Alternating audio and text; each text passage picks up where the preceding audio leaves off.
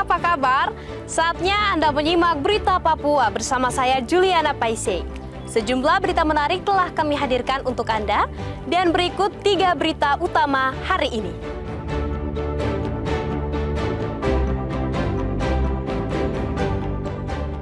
Rela antre berjam-jam, ratusan warga Merauke terima bantuan langsung tunai di halaman kantor pos.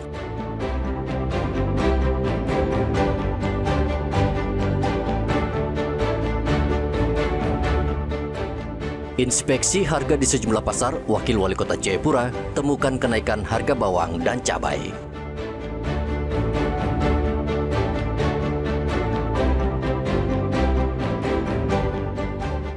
Tujuh anggota organisasi Papua Merdeka Wilayah Puncak kembali ke NKRI.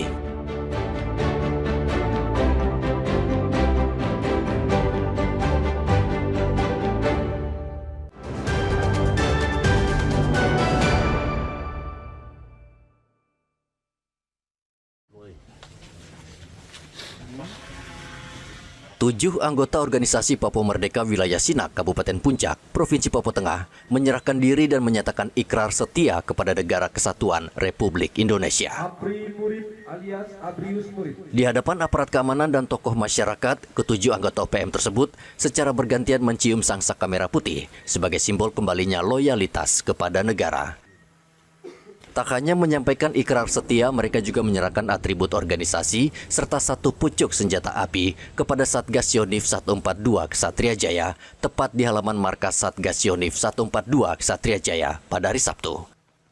Beberapa di antara mereka pernah terlibat dalam aksi pembakaran sekolah dan penyanderaan tenaga kesehatan pada tahun 2024 lalu. Keputusan ketujuh anggota OPM untuk menyerahkan diri di Sinak dilatar belakangi keinginan mereka untuk kembali menjalani kehidupan normal. Kegiatan ikrar hari ini tentunya kami dari Korps Habema Satgas Yonif 142 yang berada di distrik Sinak beserta para pejabat daerah, kemudian dengan Bapak Pendeta, dengan Bapak Kepala Suku, kami mengucapkan terima kasih untuk kegiatan pelaksanaan ikrar yang dilaksanakan pada hari ini. 7 orang sudah kembali menuju ke pangkuan Ibu Pertiwi Negara Kesatuan Republik Indonesia.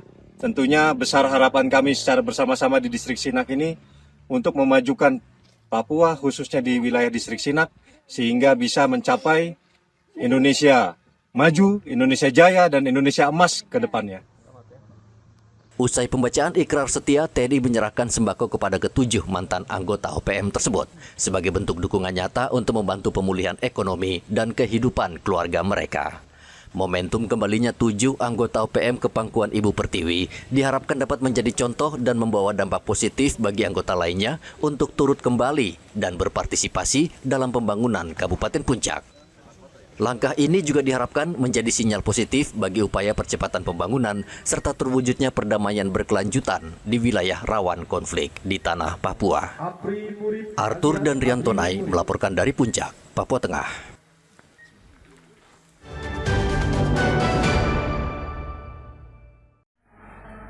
Aksi kriminal kembali terjadi di Kabupaten Merauke. Kali ini seorang pelajar putri tingkat SMA menjadi korban tindak kejahatan oleh 2 orang tak dikenal pada hari Sabtu. Peristiwa tersebut terjadi di sebuah rumah kos di Jalan Nowari. 2 pelaku diduga menggunakan penutup wajah masuk ke dalam rumah korban saat korban sedang sendirian. Saat kejadian, korban sedang berada seorang diri di dalam rumah. 2 pelaku langsung melancarkan aksi kejahatan, namun korban berhasil melakukan perlawanan dan melepaskan diri dari upaya tindak kekerasan tersebut. Meski berhasil menyelamatkan diri, korban mengalami luka serius akibat sabetan senjata tajam yang digunakan pelaku. Korban atas nama inisial GM, pelajar 16 tahun yang mengalami luka pada saat pelaku melakukan pencurian dan kekerasan di rumah kos tersebut, yaitu pada luka bacok pada bagian pinggang dan bagian belakang bokong sebelah kiri, tangan sebelah kiri, dan langsung dibawa ke rumah sakit guna perawatan medis. Selain melukai korban, pelaku juga membawa kabur sebuah telepon genggam dan sejumlah uang. Akibat luka yang dialami, korban memerlukan tindakan medis berupa operasi dengan biaya yang tidak sedikit. Saya sendiri kurang ini ya Pak ya, karena pada saat itu saya datang sudah di rumah sakit. Pada saat itu saya ambil raportnya di SMA Negeri 1 Merauke. Jadi anak ini di rumah. Saya bilang tidak ikut ke sekolah. Dia bilang mama saja yang jalan karena saya lagi kurang sehat gitu. Jadi di rumah dia dengan sepupunya, tapi sepupunya diminta untuk membelikan makanan serta buah-buahan. Tapi hanya berselang lamanya mungkin sekitar 15 menit. Nah, saudaranya balik lagi, dia sudah seperti ini, sudah dalam keadaan sudah di rumah sakit. 2 orang itu Bu ya? 2 orang. Jadi pelakunya itu 2 orang menggunakan topeng. Mengetahui kondisi tersebut, warga Merauke turut menunjukkan kepedulian. Melalui galang dana, relawan berhasil menghimpun donasi lebih dari 21 juta rupiah untuk membantu biaya operasi dan perawatan korban. Kami bersama Ibu Ati mewakili sahabat media sosial dan tim ACBT menyerahkan bantuan berupa uang sebesar 21.350.000 hasil donasi yang kita galang sejak kemarin sore hingga pagi tadi. Semoga bisa membawa manfaat dan meringankan beban anak Grace ini dari musibah yang dialaminya. Mohon diterima ya oleh ibunya. Silakan. Saat ini, kasus tersebut telah ditangani oleh aparat kepolisian guna mengungkap identitas pelaku dan memberikan rasa aman kepada masyarakat. Muhammad Ridwan dan Rian Tonai melaporkan dari Merauke, Papua Selatan.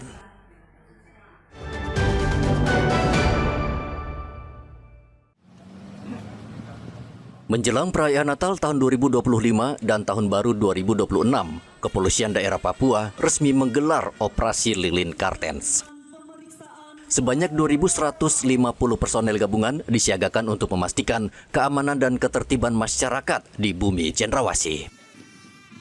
Apel gelar pasukan berlangsung di lapangan Makosat Brimob Polda Papua, Kota Raja pada hari Sabtu. Apel ini sengaja dilakukan sebagai pengecekan akhir kesiapan personel serta sarana dan prasarana pendukung pengamanan Nataru.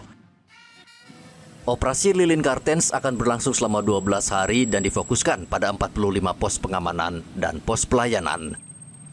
Titik pengamanan meliputi rumah ibadah, bandara, pelabuhan, terminal, hingga pusat perbelanjaan. Berjumlah 2.155. Kita juga melibatkan dari teman-teman TNI 210 serta instansi terkait 423. Untuk pos semuanya nanti 26 pos PAM, kemudian posyan ada 28, pos terpadu 9. Ya tentunya ini berkaitan dengan Nataru, pastinya terkait arus ini ya, arus mulai dari Kapasitas atas, arus mudik, termasuk juga baik itu moda transportasi darat, moda laut maupun udara.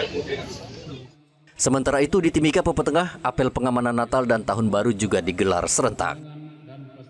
Apel dilaksanakan di dalam gedung MNM Yoware karena kondisi cuaca hujan. Kapolres Mimika membacakan amanat Menteri Perhubungan terkait antisipasi bencana dan lonjakan penumpang selama mudik Nataru.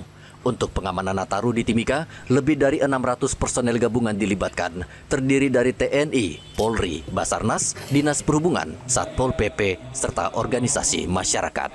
Polres Mimika juga menyiapkan 6 pos pengamanan dan 2 pos pelayanan yang ditempatkan di Pelabuhan Pomako dan Bandara. Khusus untuk Kabupaten Mimika, kita libatkan 600 personil gabungan, baik dari TNI, Polri, kemudian dari instansi terkait. Kemudian kami juga sudah menyiapkan ada 6 pos, ada 2 pos pelayanan di Bandara dan di Pomako, kemudian 1 pos terpadu di Pasar Sentral, kemudian ada 3 pos PAM, itu di Pasar Lama, SP2, dan di Diana. Nanti pada saat sebelum kita sudah tempatkan personel, dan sebelum juga kita laksanakan sterilisasi di tempat-tempat ibadah. Polda Papua Barat mengerahkan sebanyak 575 personel gabungan dalam Operasi Lilin Mansinam 2025 untuk mengamankan perayaan Natal dan Tahun Baru. Apel gelar pasukan dipimpin langsung oleh Kapolda Papua Barat, Irjen Joni Edison Isir. Operasi Lilin Mansinam berlangsung dari 20 Desember 2025 hingga 2 Januari tahun depan. Kabid Humas Polda Papua Barat, Ignatius Adi Beni Prabowo, mengatakan operasi ini bertujuan menjamin keamanan, keselamatan, ketertiban, serta kelancaran lalu lintas. Pos pengamanan itu ada 6 pos pelayanan, 12 pos pengamanan, dan 3 pos terpadu. Untuk Polda kita lebih diutamakan untuk pos pelayanan itu oleh Polres. Untuk pos terpadu itu yang dari Polda yang menyelenggarakan, dan itu nanti akan diisi oleh personil dari kepolisian dan instansi terkait. Sementara itu di Merauke, Papua Selatan, apel siaga operasi pengamanan Nataru digelar di Mapolres Merauke dan dipimpin langsung oleh Kapolres Merauke, AKBP Leonardo Yoga. Apel ini diikuti personel Polri, TNI, Dinas Perhubungan, Basarnas, serta instansi terkait lainnya. Kapolres Merauke menekankan kewaspadaan terhadap kondisi cuaca ekstrem dan potensi gangguan keamanan selama Nataru. Sasaran operasi meliputi seluruh hakikat ancaman yang berpotensi menjadi potensi gangguan, ambang gangguan maupun gangguan nyata, baik terhadap orang, barang atau benda, lokasi atau tempat, serta kegiatan masyarakat, termasuk terorisme, intoleransi, kriminalitas, penyalahgunaan petasan, penyebaran hoax, hingga gangguan kelompok kriminal. Operasi ini bersifat terbuka dan dilaksanakan dengan fokus pengamanan pada tempat ibadah, sarana transportasi, pusat keramaian, jalur mudik dan balik, serta objek wisata. Dalam operasi lilin ini, Polres Merauke mendirikan 6 posko pengamanan, yakni Posko Prik, Pos Bandara, Pos Pelabuhan, Pos Toko 2, Pos Mandala, dan Pos Tanah Miring. Tim Liputan melaporkan dari Kota Jayapura, Mimika, Manokwari, dan Merauke.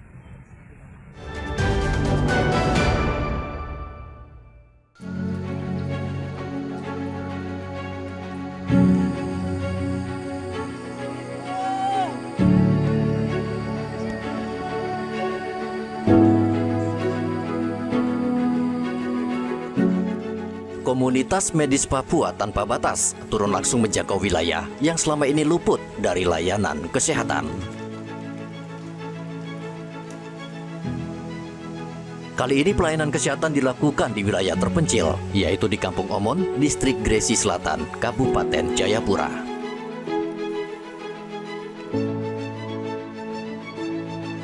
Kampung Omon adalah sebuah kampung yang hingga kini masih terisolasi dan minim akses pelayanan dasar, terutama kesehatan.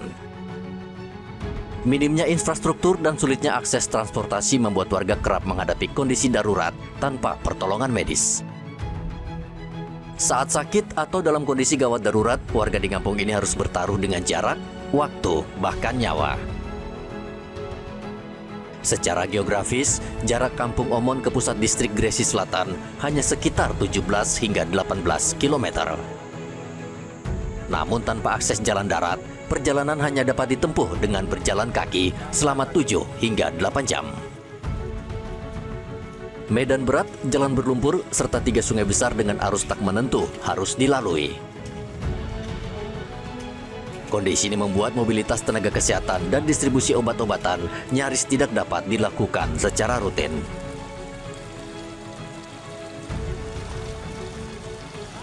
Meski secara administratif baru dibentuk pada tahun 1993, masyarakat adat telah mendiami kawasan hutan Grimenawa selama puluhan, bahkan ratusan tahun dengan segala keterbatasan akses. Yafetet, salah satu warga Kampung Omon, mengaku telah menjadi saksi banyaknya warga suku Elseng yang meninggal dalam perjalanan saat hendak mencari pengobatan. Ia bahkan kehilangan ayah kandungnya sendiri yang meninggal di atas pundaknya saat hendak dibawa ke Puskesmas Saduyap di pusat distrik Gresi Selatan. Berangkat dari pengalaman pahit tersebut, Yafet menuliskan keluhan masyarakat dan menggantungkan tulisan itu di sebuah pohon di jalan menuju Kampung Omon. Menurutnya, warga tidak menuntut banyak hal, mereka hanya membutuhkan akses jalan agar pelayanan dasar bisa masuk. Bapak keluhan itu masalah jalan. Bapak korban di atas jalan itu, korban di atas korban.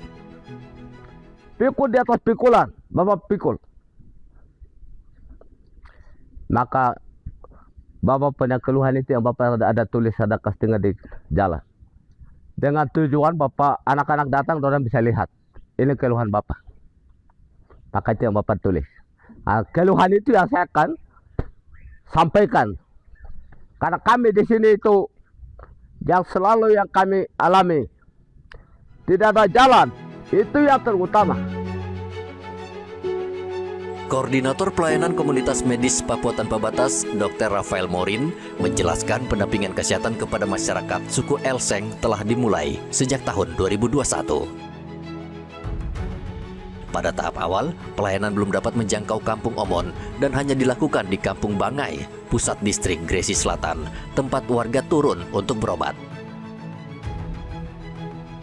Baru pada tahun 2024, tim medis mulai masuk langsung ke Kampung Omon.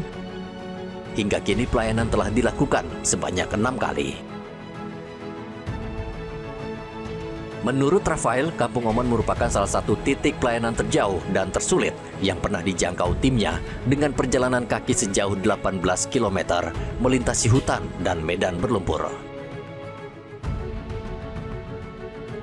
Mungkin kadang orang tanya, kenapa mau datang ke Omon begitu, 18 km jalan kaki jauh dengan setengah perjalanannya itu dia hampir setengahnya itu berlumpur dan juga kita masuk di tengah hutan. Kenapa pilih Omon? Ya, saya pilih Omon karena pertama Omon ini ada di kabupaten tertua di provinsi Papua. Dia jarak dengan provinsi itu bukan jarak yang seperti dengan kabupaten yang lain. Ini hanya satu kendaraan saya, kita dengan mobil saya sampai di kantor provinsi. Tapi masih ada suku yang nomaden. Ini mereka pindah-pindah ikut sagu, di mana ada makanan mereka tinggal. Nah, ini Kampung Omon ini baru dibangun, dibuka, maka untuk masyarakat yang menetap untuk tinggal harus diperhatikan juga. Seperti itu. Rafael berharap kehadiran tim medis ini dapat menjadi perhatian serius bagi pemerintah untuk melihat langsung kondisi Kampung Omon, terutama kebutuhan mendasar berupa akses jalan. Dengan terbukanya akses tersebut, masyarakat diharapkan dapat merasakan pelayanan kesehatan, pendidikan, serta kehidupan yang setara dengan wilayah lain di Papua. Kepala Kampung Omon, Frans Tabisu, mengatakan upaya pembukaan keterusalasian terus dilakukan dengan berkomunikasi ke berbagai pihak. Meski belum ada jawaban pasti, ia tetap menjalankan program pembangunan dengan anggaran terbatas demi memberikan harapan bagi warga. Saya punya harapan tuh kampung saya ini harus jadi seperti kampung-kampung lain. Jalan mobil harus ada, kesehatan harus ada, sekolah harus ada, lampu juga harus ada. Begitu. Ini kan kami ketinggalan. Saya punya kampung ini tidak sama dengan kampung-kampung lain. Mereka maju, mereka punya anak-anak ada sekolah di Jakarta, mereka punya anak ada jadi ini, tapi saya punya belum. Nah, makanya harapan saya jadi kepala kampung ini, saya tahu tulis mungkin sedikit, mungkin masa jabatan saya harus jalan tembus. Kalau jalan sudah tembus, sekolah harus ada, dari kesehatan harus ada, semua harus ada supaya kampung saya ini bisa jadi seperti kampung lain begitu di Republik Indonesia. Kehadiran relawan medis di Kampung Omon menjadi secercah harapan di tengah keterbatasan. Namun lebih dari itu, kisah Kampung Omon menjadi pengingat bahwa akses kesehatan, pendidikan, dan infrastruktur dasar masih menjadi pekerjaan rumah besar pembangunan di tanah Papua. Ari Bagus Purnomo dan Rianto Nai melaporkan dari Kabupaten Jayapura, Papua.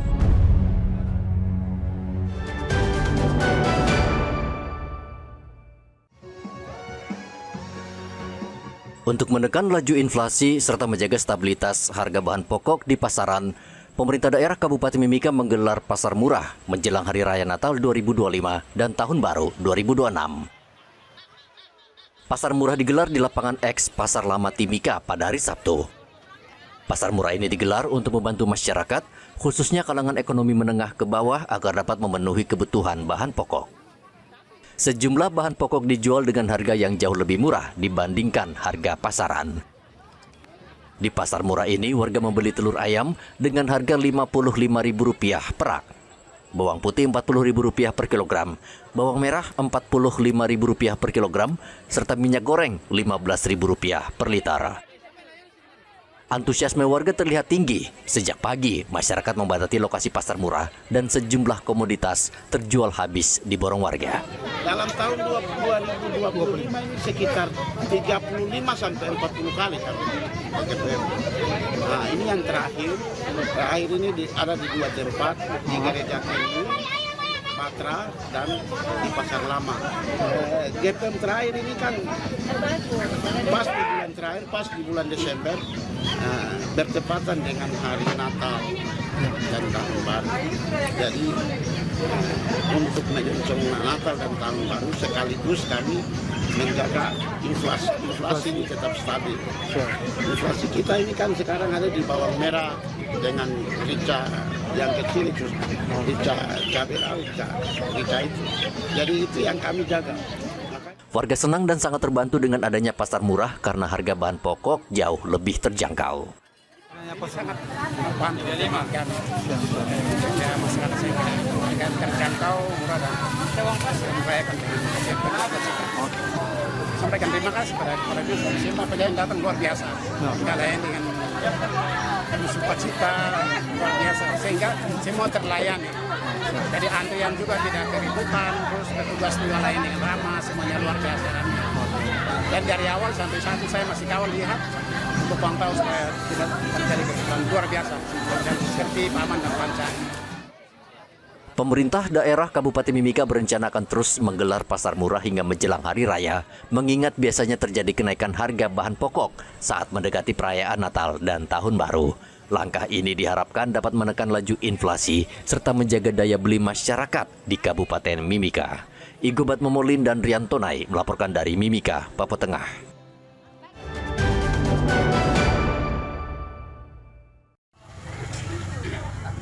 Menjelang perayaan Natal, harga cabai kembali mengalami kenaikan di Pasar Wamanggo, Kabupaten Merauke. Meningkatnya permintaan masyarakat menjelang Hari Raya Besar Keagamaan ditambah curah hujan tinggi membuat pasokan cabai dari petani menjadi terbatas. 2 hari lalu harga cabai di tingkat pengecer masih berkisar di angka Rp40.000 per kilogram. Kini harganya naik tajam menjadi Rp70 hingga Rp80.000 per kilogram. Kenaikan harga ini dirasakan langsung oleh pedagang dan konsumen. Para pedagang menyebut tingginya curah hujan menyebabkan produksi cabai menurun karena tanaman sulit tumbuh secara optimal. 1 kilo ini, yang ini 70, yang ini 65. 65 naik lagi ya? Iya, kadang turun, kadang naik. Ini naik dari harga berapa kemarin? Ya dari harga 50. 50 ya? Iya. Kira-kira bakal naik lagi? Ya tergantung stok barang. Stok begitu ya? Iya. Pedagang memperkirakan harga cabai masih berpotensi mengalami kenaikan dalam beberapa hari ke depan seiring semakin dekatnya perayaan Natal dan tingginya kebutuhan masyarakat. Pemerintah dan pemangku kepentingan diharapkan melakukan langkah antisipatif untuk menjaga stabilitas pasokan dan harga bahan pangan di pasaran. Muhammad Ridwan dan Riantonai melaporkan dari Merauke, Papua Selatan.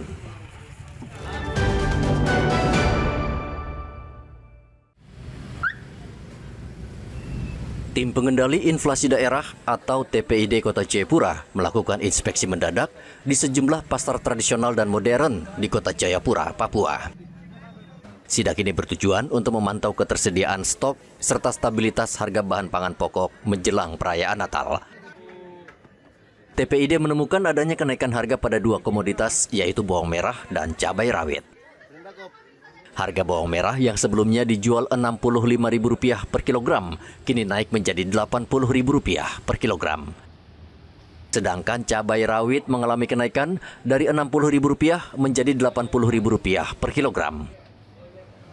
Wakil Wali Kota Jayapura Rustan Saru memastikan komoditas lain seperti beras, bawang putih, telur, dan minyak goreng masih dalam kondisi stabil dan belum mengalami kenaikan harga. Ya, kita minta kepada para pemasok bahan-bahan pokok maupun yang distributor dan pengecer ya, jangan ada pernah menimbun atau menahan barang-barang pokok ini karena ini untuk membantu masyarakat kita yang lagi butuh menjelang hari Natal dan Tahun Baru. Ya, karena ini untuk kebaikan kita bersama. Kalau ini kita bisa distribusikan dengan baik tanpa menambah-nambah harga dengan harga yang tinggi, tetap di bawah standar harga yang tertinggi, eceran tertinggi, maka inflasi kita normal. Nah, ini yang perlu kita intervensi pasar agar bisa kembali normal. Nah, tentu harus siapkan stok yang cukup dan semuanya aman, terkendali. Wakil Wali Kota Jayapura juga mengimbau para distributor dan pedagang agar tidak bermain harga serta tidak melakukan penimbunan bahan pokok. Jika hal tersebut ditemukan, pemerintah Kota Jayapura akan memberikan sanksi tegas, termasuk pencabutan izin usaha. Hendra dan Riantonai melaporkan dari Kota Jayapura, Papua.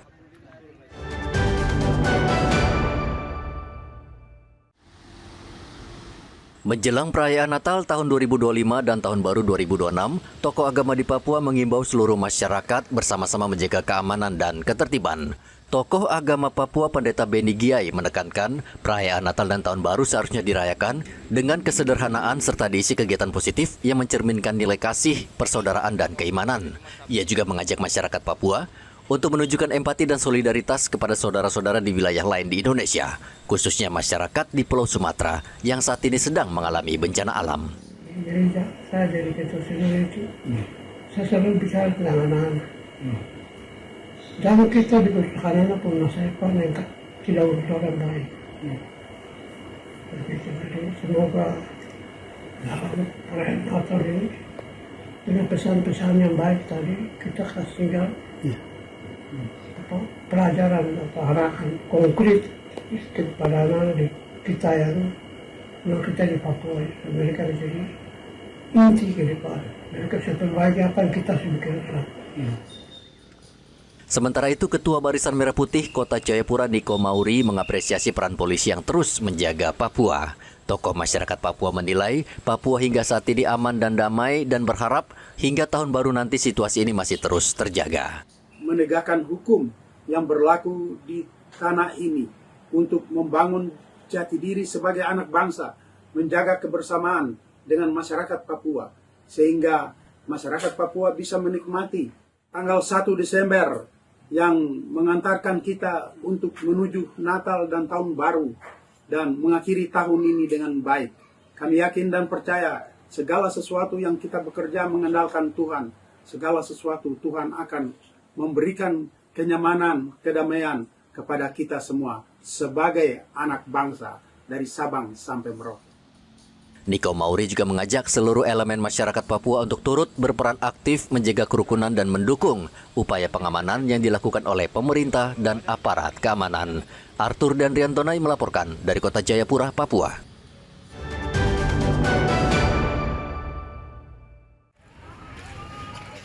Pembagian dana bantuan langsung tunai kesejahteraan atau BLT Kesra kembali dilaksanakan dan dipusatkan di kantor pos Merauke. Sejak pukul 6 pagi, kawasan kantor pos Merauke telah dipadati ratusan warga dari berbagai wilayah. Padahal petugas baru memulai proses pencairan dana BLT Kesra pada pukul 9. Kondisi ini membuat warga harus menunggu lebih lama untuk mendapatkan bantuan. Sejumlah warga mengaku datang lebih awal untuk mengantre karena khawatir tidak kebagian atau kehabisan kuota penerimaan. Jam 6 kita datang sampai sekarang sampai setengah 9. Belum ada pelayanan ya? Belum ada pelayanan. Bapak punya mau seperti apa? Cepat? Saya punya mau petugas ini lebih jeli untuk datang melayani masyarakat ini yang baik supaya tidak ada antara petugas dengan ini masyarakat ini ada saling bertabraknya. Ini sampai sekarang berarti sudah mau 3 jam menunggu nih ya? Belum ada pelayanan Bapak Nadus? Belum ada? Bapak Nadus tinggal di mana sekarang? Dalam pembangunan. Jumlah penerima dana BLT Kesra di Kabupaten Merauke tercatat sebanyak 13.000 keluarga yang tersebar di 22 distrik. Pemerintah daerah dan pihak terkait mengimbau warga tertib dan mengikuti jadwal pengambilan agar proses pencairan dapat berjalan lancar. Muhammad Ridwan dan Riantonai melaporkan dari Merauke, Papua Selatan. Informasi tadi menutup perjumpaan kita di Berita Papua hari ini. Jangan lupa pastikan Anda subscribe channel YouTube Liputan 6 SCTV Daerah. Atas nama rekan yang bertugas, saya Juliana Paisei berterima kasih atas kebersamaan Anda. Selamat beraktivitas dan sampai jumpa.